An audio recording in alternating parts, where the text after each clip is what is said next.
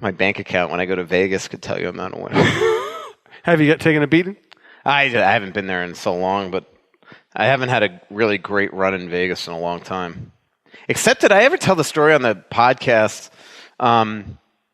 This is probably I didn't because this is something that probably shouldn't be said on the podcast. Oh, good. These are my favorites. But last year at the NHL Awards show, I was interviewing. I was sitting down with Koivu and Granlund when Granlund was up for the Lady Byng and Koivu the Selke, and I was meeting him at the Wynn Hotel bar. And they were a little late, so Mika was texting me. He's like, hey, we'll be like 5 or 10 minutes. So I got to the Wynn, and this is the only gambling I did during the entire NHL Awards / expansion draft.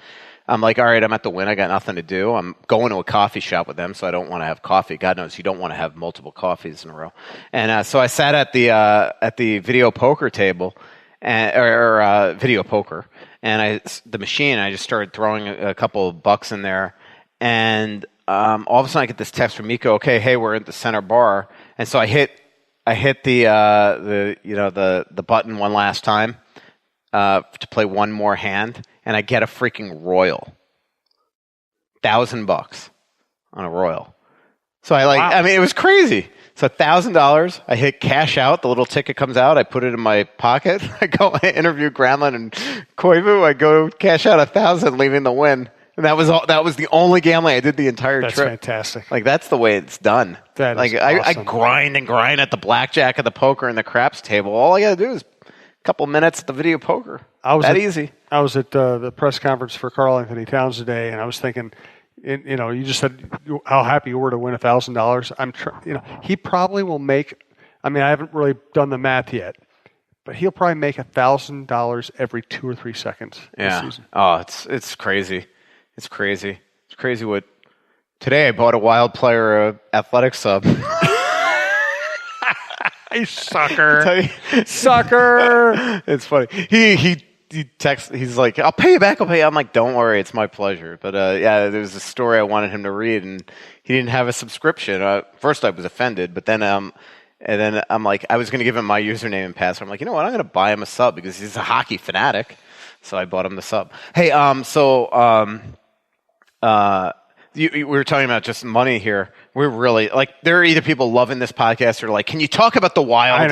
I know. But just a real quick, so Reed, Rolf's brother, I always mention Rolf. Now Reed's brother, Reed. So several years ago, he and I were going to Vegas together, and we were staying at the Mirage, and we're taking off on this shows you how long ago this was. Northwest Airlines plane, and I'm in seat 1. He's back in steerage because he's like that, and he's not as big a deal as Michael Russo. And we're taking off, and I've flown so much that I know right away when something's wrong, and I could just tell that we're not ascending out of Minneapolis the way that you would normally climb, and so right away I hear the ding, and the pilot calls the flight attendant in front of me, and I could see her face. I'm like, all right, this isn't going to be good.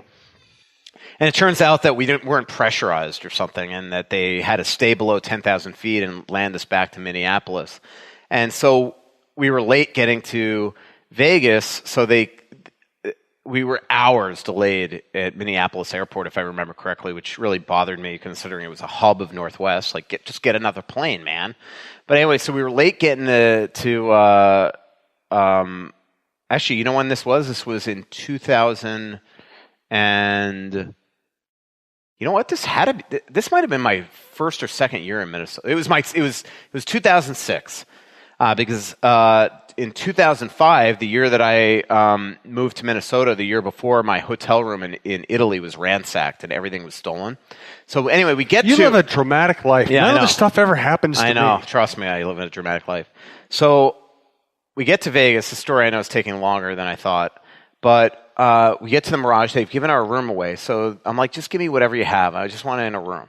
So we get into this room, like way less room than we would have had had we gotten there earlier. But I just wanted a room. But Reed, all he wanted to do was get to the pool. And I said, look, I want to put all my stuff into the safe. And the reason why was because of what happened. If we're going to the pool, I want to put my wallet in there, blah, blah, blah. The reason why is because of what happened in the year before in Italy. So I go to the safe, and the safe is locked. And when you check out of a room, your safe is like you should be able to unlock it for the next guest. So I call down the front desk. All right, we'll send security up. They send security up. I'm doing something at the desk or whatever. All of a sudden, the security guy kind of gives me a weird look as he's leaving, and I go over to the safe, and there's a big envelope in there with money in it. And I go, hey, Reed. And I'm like, did you put anything in the safe? And he's like, no, I didn't put any in the safe. And then I realized that this is why the security guy gave me a weird look, because he knew that I just hit the lottery. Because I told him when he walked in, hey, we just checked in, and the safe won't open. So he opens the safe up and sees this. So I open this envelope, and there's a freaking stack of cash in there. Like, really? I can't remember exactly how much. I don't know if it was 1,000 or 2,000. I'm pretty sure it was a couple thousand. And so I said to Reed, I said, here's what we're going to do. I said, we're going to leave the money in there. We're not going to touch it the entire weekend. If somebody calls back, if like all of a sudden phone rings and it's the front desk, like, hey, the previous guest says they left some money in the safe, we're going to be honest and we're going to give it. But there's no way we're turning it into the casino because they're just going to throw it in the cage. Right.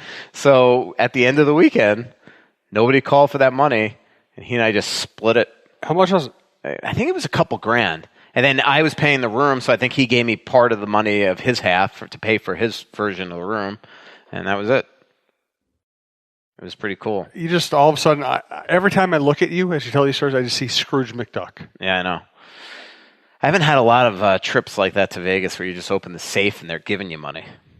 It really does sound like something that would only happen in Vegas. Yeah. Somebody gets really drunk and forgets that they won a couple $1,000s. Well, the Panthers, when I was covering that, I'm going to interrupt okay. because we're getting too far in the show. I do want to thank Fixologyrepair.com. Fixologyrepair.com, Mall of America, 3rd floor by Nordstrom's, downtown, just south of the Wells Fargo Center in the Skyway. There are some things in life that you just can't live without. Now, whether it's a special piece of jewelry, a watch, or even your smartphone, you want it in working condition. At Fixology Repair, we are committed to restoring your pieces so that everything works or fits the way it ought to. Watch servicing, chain repair, and broken screen replacements are just a few of the services that we offer at our 2 locations, Mall of America and the Skyway in downtown Minneapolis. Please visit us at Fixologyrepair.com or at FixologyMN on Twitter to learn more. Mention this ad and get a 10% discount on our services. Okay, resume. Panthers, I'm covering them. It's like 1990. Yeah, it would have been like 2000 or 2001.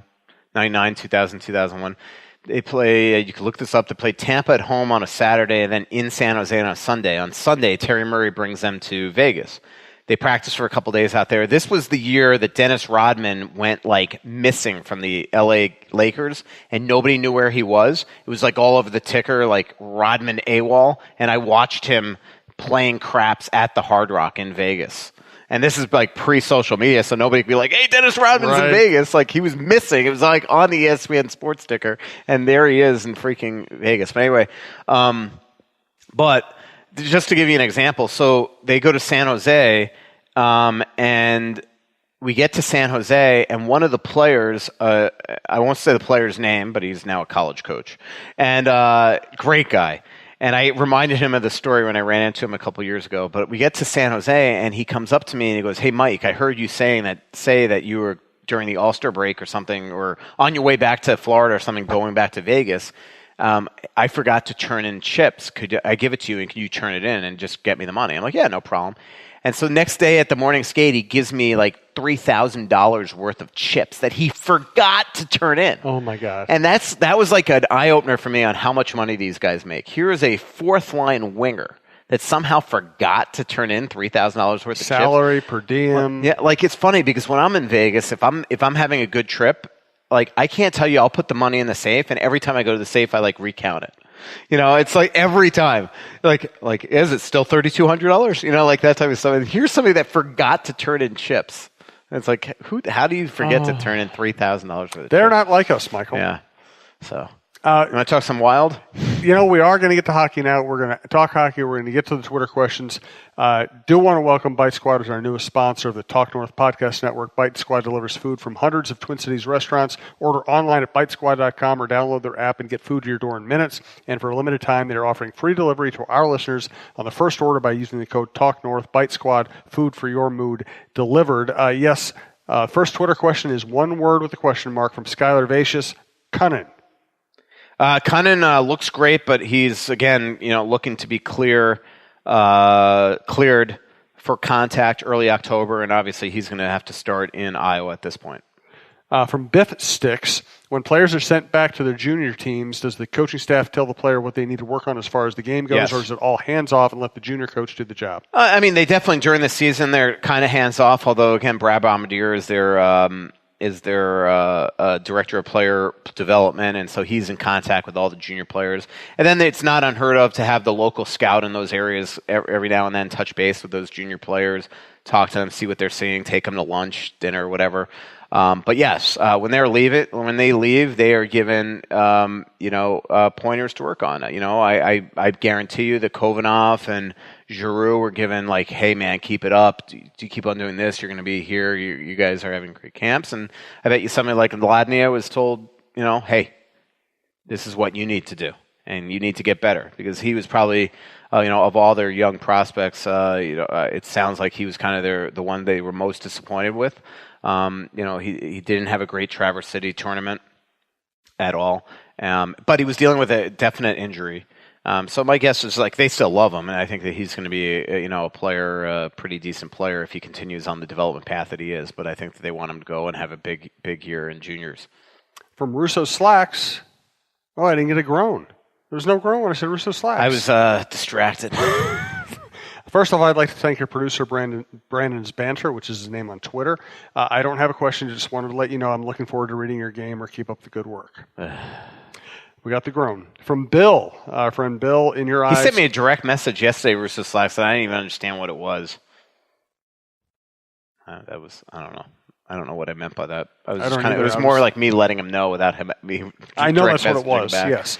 From Bill, in your eyes, who was the most critical for the Wild to get this team into the playoffs again? Stahl, Dubnyk, Suter, Granlund. Dubnyk. Yeah. From Davis Bailey. Although Suter better position. be Suter. Yeah. Suter today, I got to tell you, not only was he looking better on the ice, but off the ice, walking without a limp. Finally, that I had seen him, so that's good. Wow. Because man, sometimes it's painful. Yeah. Watching him like immediately walk off the ice after a skate, or immediately after he gets out of the cold tub. Oh man, it's like you're like looking. I'm like, are you kidding? This is a guy that's going to play 27 minutes a night. But I will say, like I can already tell you, like the other night. The Wild, like I was getting tweets like, oh my God, what's with their power play? Remember it's preseason. And I will say this, like Suter, that first month, remember he didn't play any exhibition games. There's probably going to be some pains, some growing pains. And I'm going to get the tweets, and you're as fans going to be like, oh my God, Ryan Suter, what's wrong with him? This is awful. Like we're going to all remind me of this when I say, oh my God, what's going on with Suter? Remind me of this, because we're all going to watch Suter at first, I guarantee, and be like watching him in his first game have to play against McKinnon and Rantanen in Colorado on opening night. Holy hell. I would not pick him up in your DraftKings. Let's put it that way. He'll be a -3 maybe. Sorry. Maybe the Wild will win 6-3. I don't know. From Davis Bailey, last year there was an increased focus on slashes and face-off violations. Any league directives for focus? Yeah, you're not allowed to wrap them up and have your weight follow on them. No, that's football. Any league directives for focus elsewhere this year? Will Koivu still get kicked out of the circle more than most? Well, probably. That'll probably never change. But no, not that I've heard of. I mean, the only real change right now in rules is the chest protectors of the goalies. I haven't really written about that yet, but I know one goalie that's not loving it. I don't have any idea who that could possibly be. Let's see. From Eric, I believe Russo reported in the past that Spurgeon was a guy Boudreau underestimated until he got his own eyes on him and now sees his true value. Who do you think that guy will be for Fenton? Good question. Could be Spurgeon. I mean, Spurgeon the other night was so good. I mean, God, I'm not saying they would have beaten Winnipeg, but man, if he was healthy, it would have been such a better series. Like, I looked at, I never pointed out because I didn't want to get him killed on the ice from, Bufflin, but just go back and watch that series and watch Spurgeon skate and how ineffective he was doing anything. It's just, you're already without Suter to have Spurge on half a leg. It just killed them going into that postseason. Again, they probably would have been doomed with a healthy Suter and Spurgeon anyway, but it sure would have helped. Granlund too, probably. I mean, I don't think that there's any chance that